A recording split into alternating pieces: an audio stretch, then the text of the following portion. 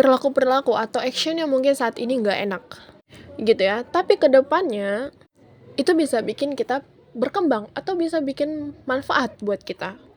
Contoh, teman-teman SMK nih yang pada sibuk revisi skrip, ngerjain tugas produktif lagi pra UKK, terus nantinya yang bakal UKK, terus banyak yang dipikirin, begadang, susah-susahnya ya. Nah, itu nggak enak memang. Tapi rewardnya nanti, kalian dapat membuahkan hasil yang baik, mendapatkan nilai yang bagus, dibanggakan orang tua, banggain diri sendiri, terus hasilnya bakalan bisa untuk portofolio. Nah, itu juga self-love.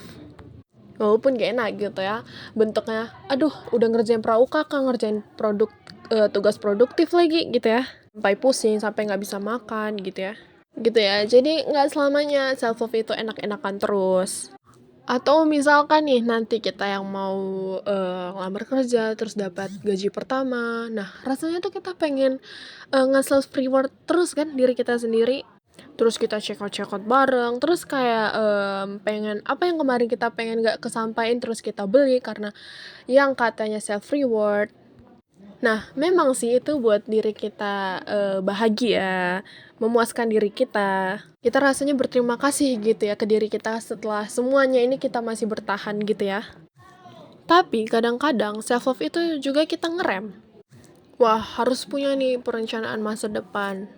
Wah, harus tahu nih misalkan mau UKK kita harus apa nih, nggak boleh main HP atau nggak boleh nunda-nunda waktu. Terus pisahin waktu buat nongkrong, waktu buat teman, waktu buat belajar. Memang nggak enak ya, kayak membatasi diri. Tapi itu juga bentuk dari self-love kita sendiri. Supaya apa? Supaya diri kita bisa lebih ringan ke depannya, bisa lebih dapetin manfaatnya. Kayak gitu. Jadi apakah itu egois? Jawabannya enggak ya. Karena apa? Karena itu dilakukan untuk mengembangkan diri kita sendiri ke depannya. Sebenarnya seberapa pentingkah self-love itu? Kalau saya pribadi, penting. Karena self-love itu kayak kita kasih bensin ke diri kita sendiri. Kita tidur, kita olahraga, kita batasi diri kita dari dunia luar, kayak main sosmed, main TikTok, main Instagram. Beribadah juga mungkin ya salah satu bentuk self-love kita.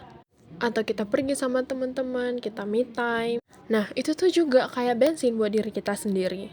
Kita jadi ke-recharge, kita jadi punya bahan bakar untuk melakukan kewajiban kita yang sangat-sangat berat tadinya.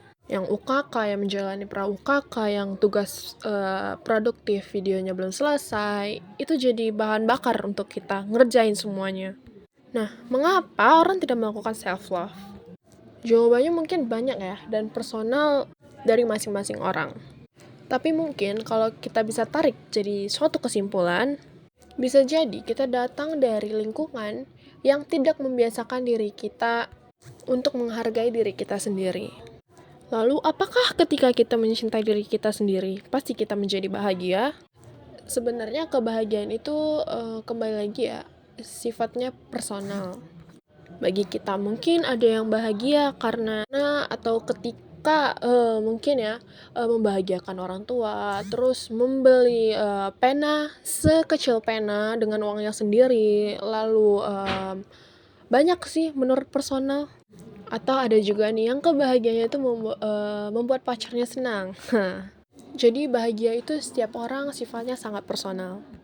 Tapi ketika kita mencintai diri kita sendiri, kita membuka ruang untuk menjalani kehidupan kita lebih ringan. Jadi bentuk self-love-nya memang akan beda-beda. Oke, sekian teman-teman bahasan tentang self-love kita. Bye!